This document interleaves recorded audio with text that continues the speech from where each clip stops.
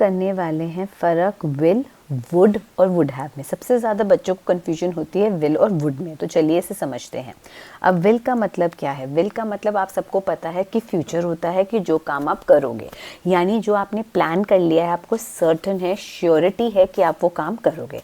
जैसे मैं तुम्हारी कल मदद करूँगी तो I will help you tomorrow. मैं तुम्हें कल शाम को कॉल करूँगी, I will call you in the evening. तो ये हो गया आपकी श्योरिटी। और एक होता है सर्टिनिटी, यानी 100% है वो काम होगा ही होगा, कि कल का सूरज उगना ही उगना है। तो the sun will rise tomorrow, तुम अगले साल 18 के हो जाओगे। तो उसको देयर आर सर्टन सिचुएशन जो हमें पता है कि सर्टन है, इसमें कोई चेंज आ ही नहीं सकता, तब भी हम विल का प्रयोग करते हैं। अब तीसरा जो यूज़ मैं बताने वाली हूँ, उसमें बहुत से लोगों को लगता है कि विल का मतलब सिर्फ भविष्य होता है। नहीं, हम उसको प्रेजेंट में भी बोलते हैं, लेकिन एक थोड़े अलग तरीके से। यानी जब मैंने कोई डिसीजन, कोई ऐसा फैसला एकदम से ले लिया, अचानक से ले लिया, तो भी मैं विल करके उसको लगाऊंगी। जैसे अगर आप देखते हैं कि कोई अगर कॉम्पिटिशन वगैरह हो रहा है और वो चूज़ करते हैं कि दोनों पार्टनर्स में से कौन जाएगा, तो वो ये नहीं बोलता बंदा आई एम गोइंग, वो कहता आई विल गो। अब विल गो का मतलब नहीं है कि वो पार्ट लेने के लिए एक दिन बाद जाएगा या 2 दिन बाद जाएगा, वो ऑन द स्पॉट जा रहा है गेम में पार्ट लेने के लिए। तो विल ज़रूरी नहीं है कि आप फ्यूचर ही बोलो, आप कह दो कि वो रॉन्ग इंग्लिश बोल रहे हैं। नहीं, जब आप एकदम से इंस्टेंट डिसीजन लेते हैं, हम कहते हैं ना आई विल डू इट, हाँ मैं ये काम करूँगी और अभी जाके ये काम करूँगी। I will answer it ma'am, मतलब मैं अभी आंसर करूँगी। तो ये इंस्टेंटली नाउ प्रेजेंट में जब आप दिमाग से सोच के कोई डिसीजन अचानक लेते हैं और उसको उसी वक्त इम्प्लीमेंट करते हैं, तब भी आप क्या लगाते हैं? विल।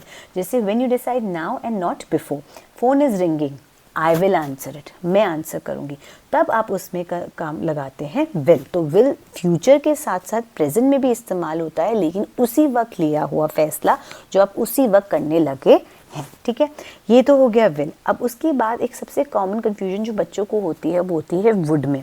अब वुड का यूज़ कहाँ पर होता है? ठीक है, अब जनरली हम वुड का यूज़ करते हैं इमेजिनेशन में, कंडीशन में।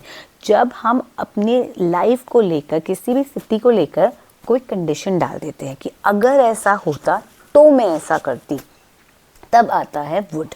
अब जैसे मैंने कहा if I had money I would buy a car. अब इसका मतलब क्या है? अब यहाँ पर अगर मैंने देखो तो एक कंडीशन डाल दी इफ़, अगर मेरे पास पैसा होता तो मैं गाड़ी खरीदती। ठीक है, अब ये बेसिकली कहाँ है?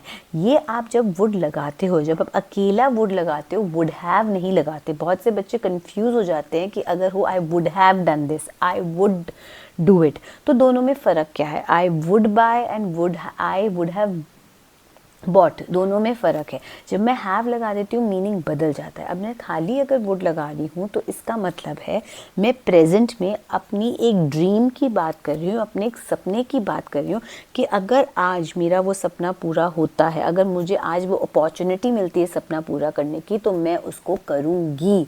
क्योंकि ये करूँगी जा रहा है और आप इमेजिनेशन में बात कर रहे हैं, तो आप विल नहीं लगाएंगे कि अगर आज मेरे पास पैसा होता है, तो if I had money I will buy a car, बिल्कुल गलत हो जाएगा। क्योंकि अभी आप कंडीशन की बात कर रहे हो, उसमें कोई सर्टेनिटी नहीं है। जब इफ ही इमेजिनेशन है, तो मैं विल को सर्टेनिटी डाल के कैसे बोल सकती हूँ? तो मैं इस सिचुएशन में विल नहीं लगा सकती कि अगर मेरे पास पैसा होता है तो मैं कार खरीदूंगी। नहीं, अगर मेरे पास पैसा होता है, मेरे पास आज भी सपना है, तो मैं अभी भी कार खरीदूंगी। Let's say talking about an imagined present future, मतलब मैं इमेजिनेशन में बात कर रही हूँ कि अगर ऐसा होता।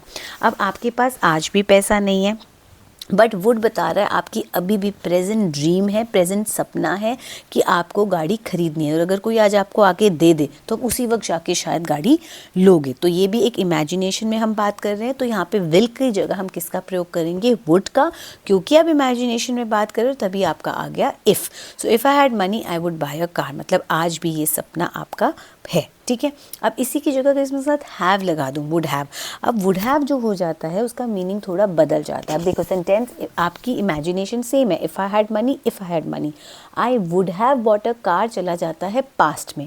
ये टोटली पास्ट को दर्शाता है, इसका प्रेजेंट से कोई मतलब नहीं होता। ये बताता है कि आपको पास्ट में शायद कोई अपॉर्चुनिटी मिली थी, कोई मौका मिला था गाड़ी खरीदने का, और पास्ट में अगर आपके पास ऐसा होता तो आप डेफिनेटली खरीदते। कोई ऐसा काम जो आप पास्ट में करना चाहते थे लेकिन आप नहीं कर पाए, ये अकेला वुड बता रहा है कि आज भी मुझे मौका मिले मैं आज भी खरीदूंगा। ये बता रहा है कि मुझे मौका मिलता तो मैं पक्का खरीदता। That is completely a past concept, ठीक है। अगर मेरे पास पैसे होते तो मैं खरीद चुका होता, लेता ही लेता। So it talks about a past situation way you had a chance, मतलब पास्ट में आपको कभी मौका भी मिला हो या आपने कोशिश भी करी हो बट आप नहीं खरीद पाए and you could not bought it, ठीक है। तो उसका प्रेजेंट से कोई कनेक्शन नहीं है। ये टोटली भूतकाल में बात करता है, ये वर्तमान का सपना बता रहा है कि आज भी अगर कोई मुझे ऐसे कर दे तो मैं लूँगा, और ये होता है सर्टेनिटी कि डेफिनेटली करूँगा ही करूँगा। क्लियर। अब बहुत से बच्चे कहते हैं कि मैम वुड जो है वो विल का पास्ट फॉर्म है। ऐसा नहीं है। Will is not the past form of will, would is not the past form of will. कैसे? अब देखो, अब इसका यूज़ क्या है।